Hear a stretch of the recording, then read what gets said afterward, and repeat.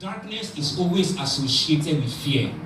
When you are in the dark, any thought you think becomes imaginable. When you are in the dark, you begin to become confused. And so I want to tell you guys today, my brothers and sisters, that actually, when you face darkness, it's time to call on the light of God, number one.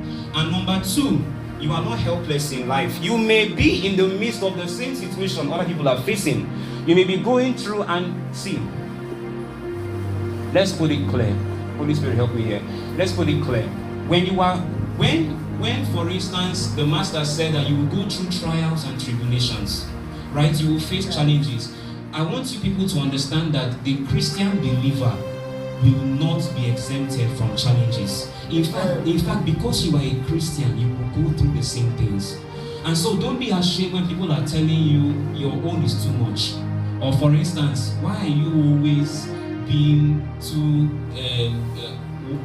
what's the word that they call this thing? Holy than thou, right? Holier than thou, right? Or for instance, why is it that you always like to pray a lot or tell us about Jesus? Don't you have anything else to do? Is your life ever fun?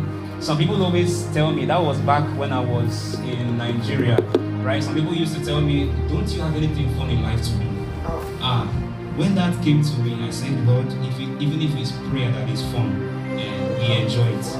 We enjoy it. Praise God. The believer actually has been mapped out by God to live differently. You can, and the thing is, you can have amazing fun. The right fun, please. The right fun. Let's define things here. But I want you guys to understand that you will face situations, but one thing is assured. He said something. I am with you. The light of the world is with you. Media, please give me John 8 verse 12. John chapter 8 verse 12. You are not alone when you are facing life problems. Hallelujah. Hallelujah. John 8 verse 12. The Master was telling us something very clearly. He said that I am the light of the world. Can we read it together? People of God, let's read it together, please. 1, 2, ready, go.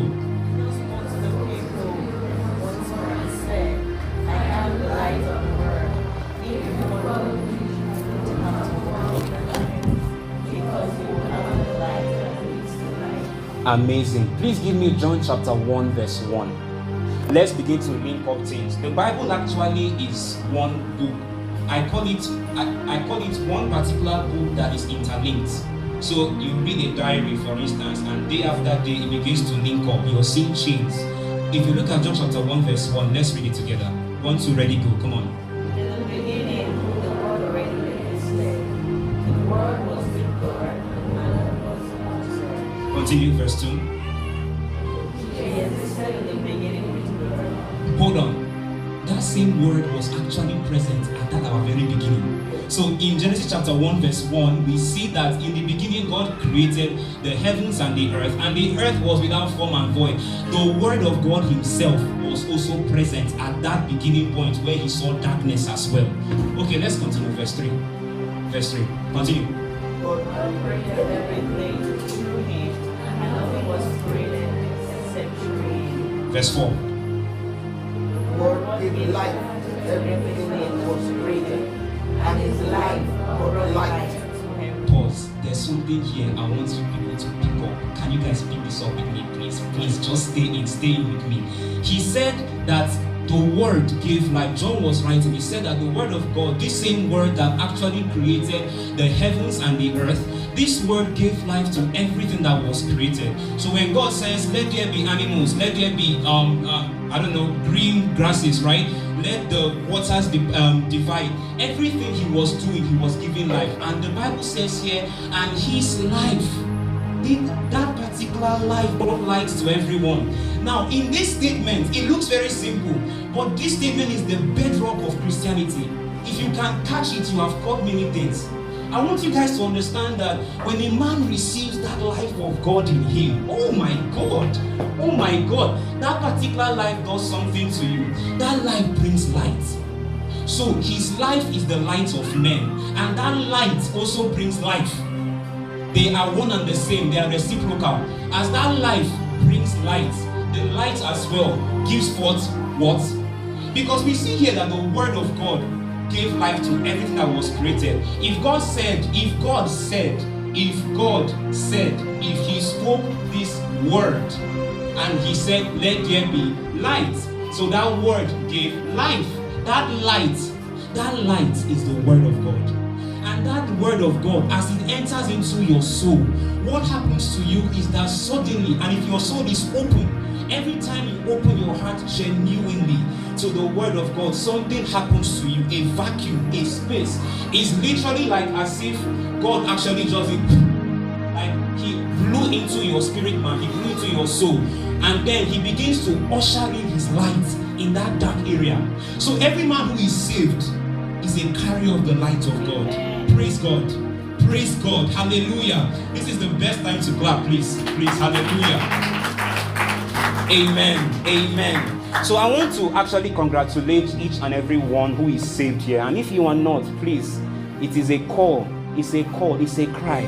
If you know here that you need Jesus, you genuinely are struggling, it's okay. We can pray with you. You need the same light. You need the light of God. You can't live in our present world today where gazing now is becoming legal, or anyways, it's already legal. You can't live in our world today where you're hearing wars and rumors of wars. Honestly, for me though, these particular statements, and there will be wars and rumors of wars, I tell some of my friends, that particular statement that Jesus made really sank deep with me.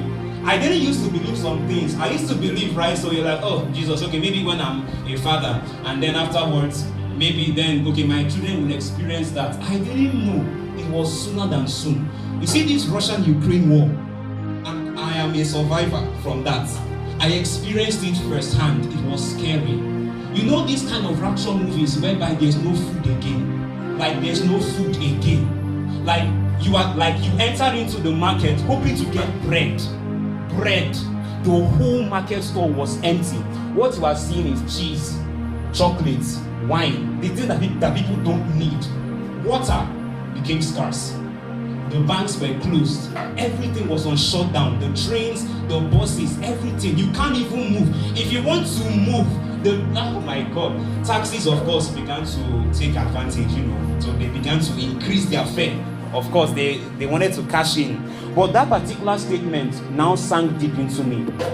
Sadly, I watched a rapture movie some weeks before that. So it became more painful. I was like, Lord Jesus, you didn't tell me that.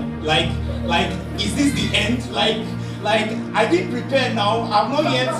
Like, the first thing, when I tell my friends this, they are like, Kamsin, now what for you? Like, okay, now what for you means, please people, those who understand it, right? But it's like, what about like, anyways, leave that part alone. The first thing that came to my head was, Lord Jesus, I'm not yet married though. I've not finished this medicine. And you want to take me already, please now. Like I was making that prayer, I said, God, I must finish this medicine though. These 4 years I have spent in med school can't just go to waste. Do you mean that I'll leave this place like this? Hey, God. So, but I want to tell you why I'm just giving that analogy, and we need some tension. This is the beginning. If we go into the scriptures, we see that even these things literally will just be the starting point of the end. The Bible says that it is just the signs of the end time, and it is just going to show us actually how the end will begin to look like. It is not the end. It actually is the starting of the end. So you are in this particular world where things are wrong. Our world is broken. Take it or leave it. Our world is broken. This world needs Jesus. Guyana needs Jesus. If you know this song, Jesus is the answer for the world today, that song is a reality. In this our world today, you cannot do life without him. In the past, maybe you could, but now where economic systems, if you're maybe from Nigeria, for instance, you understand, our system now has crashed. I mean, let me, I don't want to be the bearer of bad news here, but the systems of the world will continue to crash more and more. The world will continue to get darker and darker. And whether you like it or not, you have to awaken to understand that that is the best time for you who is in Christ to shine. Praise God. So